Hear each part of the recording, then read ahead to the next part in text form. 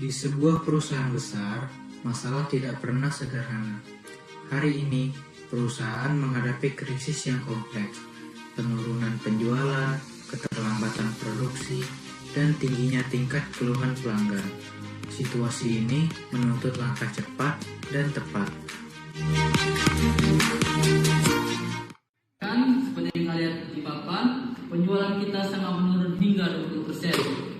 Ini menyebabkan produksi kita terlambat karena semua mesin pada rusak.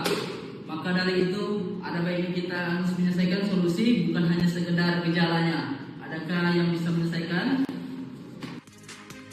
Langkah pertama dalam problem solving adalah identifikasi masalah inti. Tim harus mengurai satu persatu penyebabnya. Pak, izin memberikan solusi Pak. Mungkin menurut saya solusi pada permasalahan mesin itu karena tidak adanya maintenance besar terhadap mesin.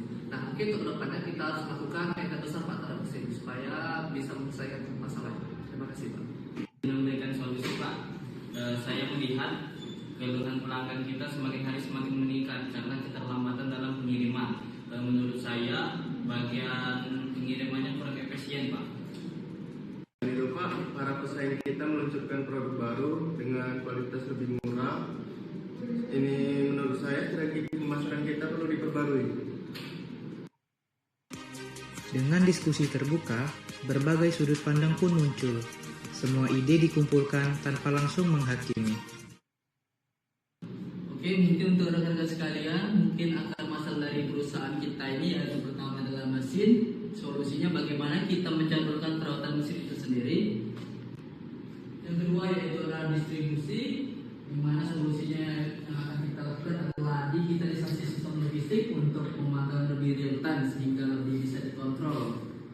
Selanjutnya yang ketiga yaitu adalah akar permasalahan yaitu pemasaran, dan solusi yang akan kita lakukan yaitu dengan membuat kampanye pemasaran dengan diferensiasi produk itu sendiri.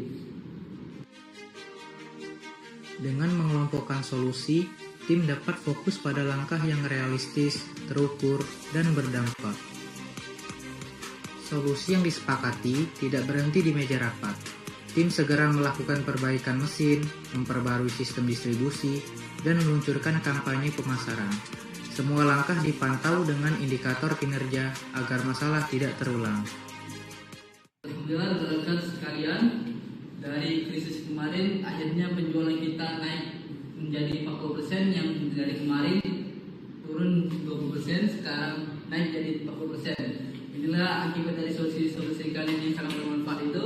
Terima kasih kepada rekan-rekan sekalian untuk solusinya.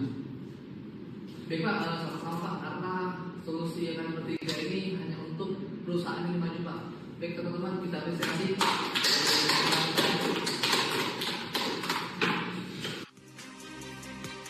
Problem solving dalam perusahaan adalah proses yang membutuhkan kesabaran, kolaborasi, dan tindakan nyata. Dengan pola pikir yang tepat, masalah rumit bisa menjadi peluang untuk tumbuh lebih baik.